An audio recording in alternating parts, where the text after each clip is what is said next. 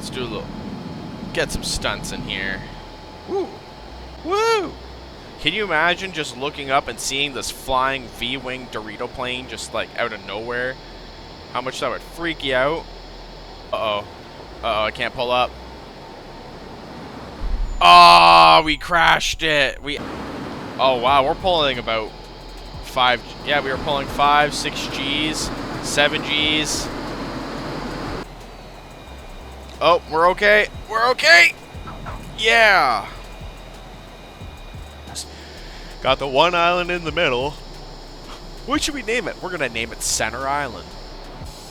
Such a sleek looking aircraft, if I do say so myself. Like, damn.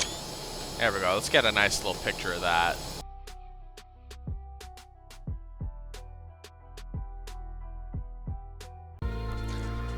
Hello YouTube, welcome back to Flight Simulator 2020, and today we are going to be checking out one of my favorite aircraft or fighter jets that ever came to be out of World War II, the classic Horten-229 V-3. This is probably one of my most favorite fighter jets, mostly because it is a wing design, or as I like to nickname them, Dorito-shaped planes. This aircraft is pretty much the predecessor to things like the B-2 Spirit, the F-117 Nighthawk, and a whole bunch of really awesome looking planes. So the payware version, it's around $18.99 or 20 bucks Canadian. It does come with a whole bunch of these liveries, which is really nice. Now, I will mention this is a very different type of aircraft to fly. Being a tailless aircraft, it's mostly flown with ailerons that are like right on the sides of the tip wings. So I will demonstrate flying this. This is probably one of my most favorite aircraft in War Thunder as well. So we're just going to do a small little flight from Seattle, Tacoma International to Vancouver International. Where's my button to fly? There we go. Should be a 22-minute flight at 117 nautical. Yeah, we're gonna go a lot faster than that. Ah, what a glorious looking aircraft. The Horten HO-229 was a German prototype fighter/bomber that was designed by the Rhein-Meyer and Walter Horten during World War II. Airbus A20N on final. Wind calm clear to land runway. Clear to land runway tree 4 center Delta 14 heavy. There we go. I'm turning off ATC just because I don't really need it. Alright, so welcome inside. Here's the cockpit, so we'll give a little show. So on our left side here we have our throttle sticks and the landing gear. We have the auto brake, which is right in the front, the parking brake. Canopy closed. You can open and close the canopy, which is a really cool feature. On the sides here you have emergency canopy release, ejection lever, radios, speed brakes, alternators, along with your fuel pumps. This plane does pretty much come with everything, like, realistically for this aircraft, which is really nice. So let's start off with Alaska 1257 heavy, number 2 for landing. parking brake is off. Follow the Airbus A20N on final. Controller's not working right now. There we go. Delta 143 heavy Alright. contact ground on 121.7. Now let's just get this aircraft taken off. This thing does not need a very large runway, which is really nice. 121.7. Delta Look at that. 143 heavy. We are off. The flying Dorito flies again. And I'm literally the color of a Dorito, which makes it even nicer.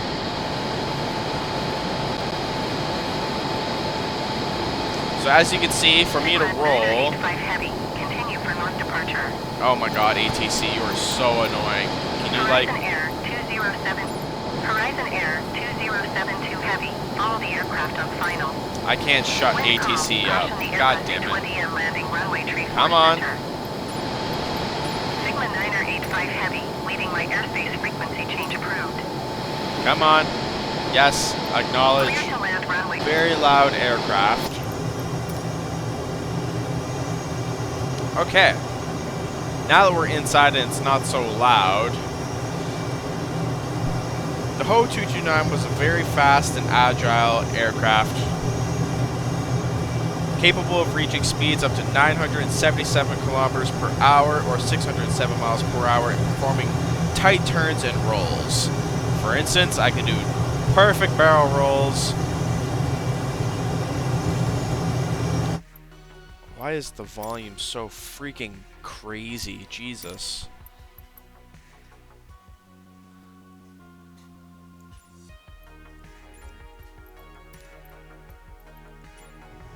There we go. That's a lot better. I was pretty much having to scream because it was so loud.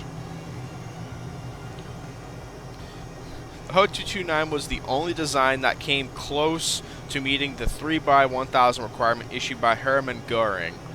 Unfortunately, this plane was developed during Nazi Germany occupation and was pretty much just the desire of having a plane that could go 1,000 miles and carry 3,000-pound bombs.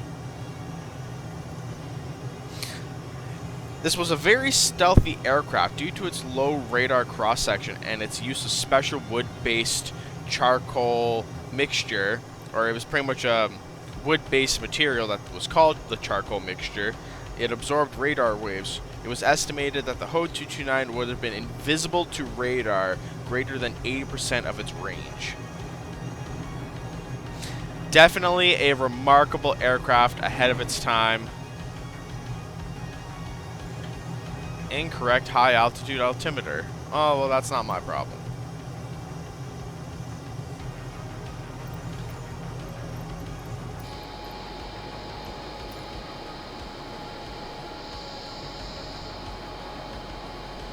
Alright, so we are going to try and attempt... Actually, no, we won't go up to its max height, which was around 15,000 meters or 49,000 feet, which definitely would make it a lot more difficult to be intercepted.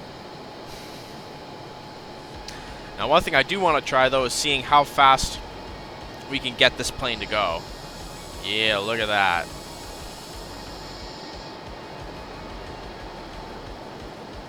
Let's see. We are now in a controlled dive. Uh-oh. Uh-oh, I can't pull up. Oh, we crashed it. We actually overstressed the aircraft. Oh, man. Okay, so my first test that I wanted there pretty much concluded failure. I wanted to see if the plane could actually go at the top speed that it says in its description. However, it cannot. Oh my god, ATC, shut up! Come on. Oh my god. This needs to be fixed.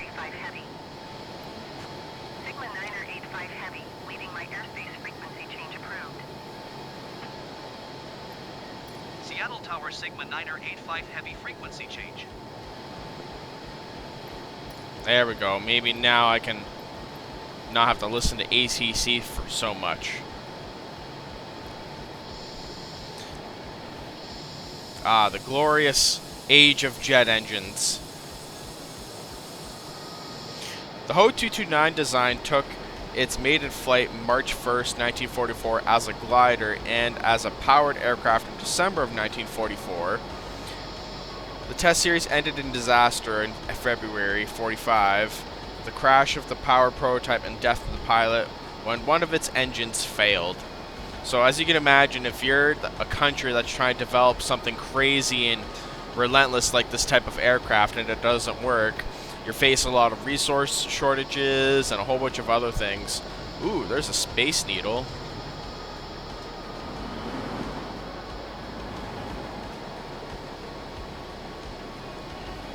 Yeah, I don't think I have data set. Yeah, I don't think I have real-time data set on right now, because I can definitely tell some of my graphics are not fully loaded. Whoa, damn. Hot diggity daffodil.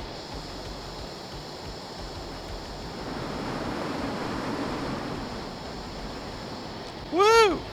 Can you imagine just looking up and seeing this flying V-wing Dorito plane just like out of nowhere? How much that would freak you out? This thing's got some really good speed handle though. Besides, like, I crashed it earlier. Look at that wingspan. 55 feet and 1 inch. Had a centerline length of 24 feet 3 inches. Has a range of about 1,200 miles and takeoff speed of 93 per hour. Landing speed of 81 and estimated top speed of 600 miles per hour. Oops. I was accidentally... There we go. My flaps came out. Alright, let's pull up hard. Woo! This is a very freaking nice aircraft. If you know how to fly it properly, it can be a nice simulation plane too. You definitely do like air races with it. And not having the tail creates less drag.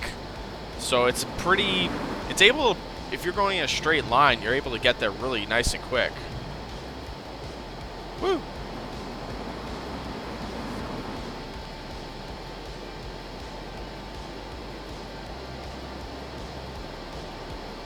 Uh-oh. I screwed up again! Oh my god, my Steam controller's freaking out every time. Yep. Yeah, my Steam controller's been freaking out. There we go, I solved the issue. My Steam controller, if you hit like something on like the left side D-pad or whatever, it just completely freaks out and you lose all controls. Like it pretty much makes one button do 8 things at once. So I really wish I could use my old joystick, but it doesn't work anymore, unfortunately. Or at least it won't work with this game. It just doesn't install properly. But hopefully this is the last time I crash and I don't crash again, because that's really embarrassing trying to record a decent video of the Horten and I keep freaking crashing it. Because this is a really good plane. It's I don't know if it's quite worth 20 bucks though, Canadian. I will admit, you know, right now in Canada, things are way too freaking pricey as it is. So, 20 bucks barely gets you, like, enough groceries to last a day. But if you're fortunate enough to be able to afford it, I would definitely say I would pick it up. This is such a beautiful aircraft. Look at that. The German Flying Dorito. And it is going way... We're going space shuttle mode, apparently. See, the faster... Now, one thing that a lot of people don't realize about jet engines, the faster the aircraft flies, the more efficient the jet engines become. So, for instance, if most efficient speed for the jet engine is like 500, then you're going to have a better fuel optimization than you would if you're going like 200. So let's see. I want to see if we can finally get all the way to Vancouver from Seattle without crashing this time and actually sticking the landing. It's really sad that there was only 3 prototypes that were crafted, and the airframe itself never entered any serious or serial production. So this was one of those aircraft that if the Germans had utilized it and had more of, they could have turned the tide of the war, being able to intercept bombers and bomb ships and bomb supplies. Unfortunately, Allied bombing raids destroyed a lot of the hangars and the airfields and research facilities for this aircraft.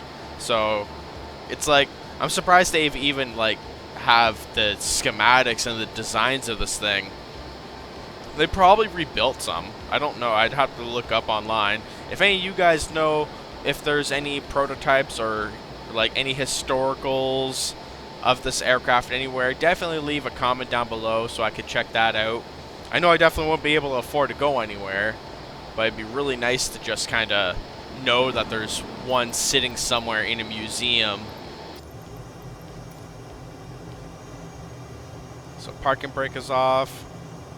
Magnetic course. What do we have here? We have the ignitions for the engines. Canopy closed. Yeah, there's not like a lot to this fighter craft like simulation, I've noticed. I see we have like Sauerstoffsdeutsch. I have no idea what that is. Oh crap. The trim on this thing is definitely... Oh, we're starting to pull a few G's too, just at the speed, which is a little interesting. Uh-oh, what's happening? What's happening with my thing again? There we go. It was... Oh, I see. It was the magnetic. It looks so cramped. Cramped, too. And we have a very basic-looking pilot guy inside. He looks like he's ready to go fly, like, some Airbus A380.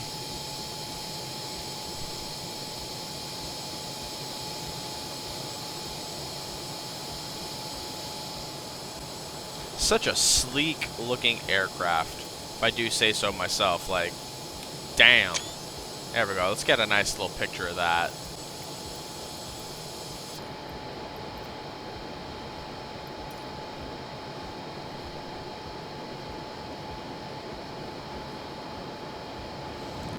Let's do a little... Get some stunts in here. Woo!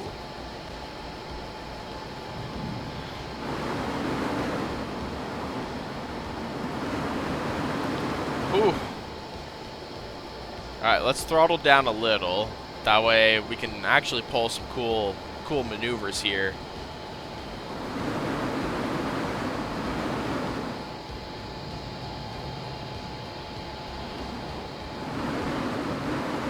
Woo!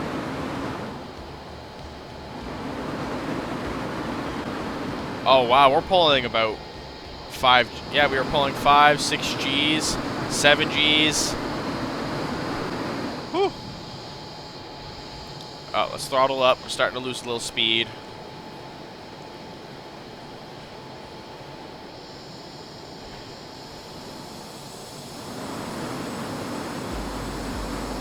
Such a spectacular aircraft.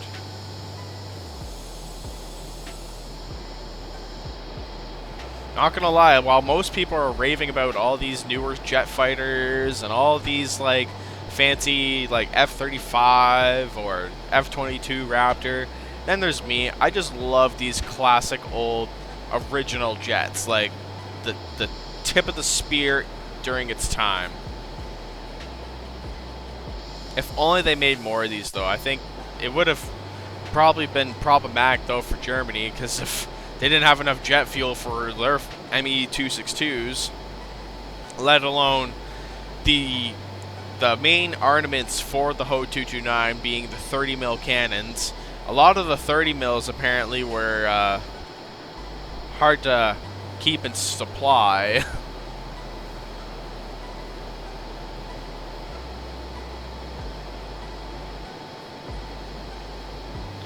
Windsock. Center Island. Wow. What a name for a chain of islands. Just got the one island in the middle. What should we name it? We're gonna name it Center Island. Because why not? There we go. Blakely Island. That's more fitting. There's a lot of islands around here. Holy damn. That's Canada for you. Clam Harbor. Ooh, can we hit 500?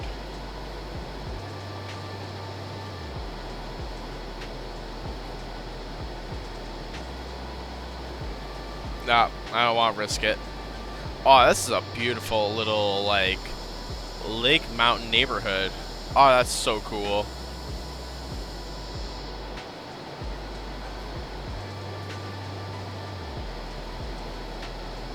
Orcas 1. Oh. Must be other players nearby. Oh, that's actually a nice little runway. That looks like a bushcraft runway. Oh, would you look at that? We have a little track and field down here. Got a bunch of little aircraft. A single runway for like small bushcraft or like beechcraft. I probably could land there. But we're gonna scare the living tits off the people at Vancouver. It's really nice to see these Junkers Jumo DD or 004B jet engines, which were pretty much like the first set of jet engines to be put on a winged aircraft, or a wing-shaped aircraft. Sad reality though, even though this plane did have its maiden flight March 1st, 1944, after the crash in February 18th of 45, the Horten-229 never really flew again because the Allied advances destroyed a lot of the factories, the hangars, like pretty much everywhere that needed parts and stuff. Just it kind of got halted and put into the ground. Oh, we went really low. How low can you go? Alright, I think we have now crossed the border into Canada. We probably crossed it a while back. So many islands. We could probably fly from Alaska all the way to Russia, but I don't want to accidentally get shot down particularly. Alrighty folks, welcome to Canada. We're the land of maple syrup and mooses. Mooses. There we go. Pack of moose. Oh, just like that, I now have to pay for oxygen. Because in Canada, everything costs money. Just to go outside, you instantly lose 40 bucks. Alright, we're actually, yeah, we're less than 10 nautical miles from the airport. We'll probably circle around just so we can get a nice view. Oh, what do we have here? Are those solar panel fields? Alright, so now we're going to begin our throttle down setup. Now, unlike a lot of aircraft, this is actually a tricycle landing gear design setup with one really big wheel in the front and two smaller wheels in the back. So landing this, you have to be very steady and straight on, because if you have to try and swivel left and right with your tail, or you don't really have a tail, with your ailerons, you're more than likely going to go off the runway. Alright, so we are now approaching Vancouver International. I'm thinking I need to call ATC. Nah, we don't need ATC. I'm not going to worry about ATC. I really should. God forbid you see a random flying German jet fighter just come out of nowhere and land at your very, very large international airport. Alright, so that runway right over there will be our ticket. So we're going to throttle down a bit. Alright, we're going to throttle down a lot.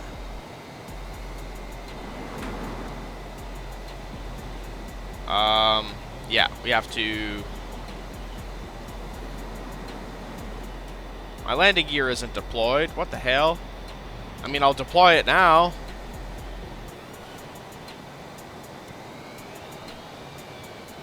Might be a little late.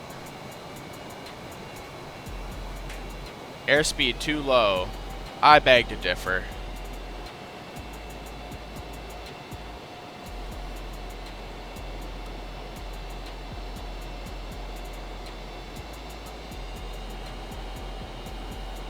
Oh, crap. We are coming in on a very awkward wind. Oh, we're okay. We're okay. Yeah.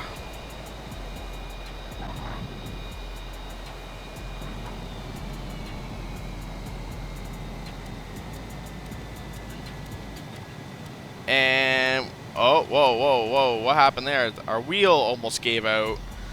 Must be very windy right now. I didn't realize that the wind was as hard as it is, because that was quite the crosswind. Wow, and we did it. We landed the Horten-229. Not a very good landing, though, I'd say. We weren't very center. We came in a little messy. But that's okay. We're on the ground safely. No one died. Nothing exploded. God forbid if we destroyed yet a third. Oh, that would really suck. There's only 3 prototypes that were ever made, and I crashed a third time. Well, that's it for the Horten-229, that's for sure. And there's some other airplanes that are around me, so I should probably get off the runway. There we go. Get those engines powered back up. Well, folks, I hope you enjoyed this little Flight Simulator 2020 with the Horten-229, the V-wing of German fighters. The only cool looking German fighter that ever came out, because I don't know about the 262. I kind of look at that and go, what the hell? And all the other ones. But I hope you guys enjoyed this video. Make sure to like, comment, subscribe, and check out some of my previous Flight Simulator videos. If there's a specific aircraft you want me to try out, make sure to comment the aircraft down below. And as long as it's not a modded aircraft, because I've been trying to try modded aircrafts and they don't seem to really work very well for me. But yeah, I hope you guys enjoyed this video. Make sure to like, comment, subscribe. As always, stay safe and stay happy.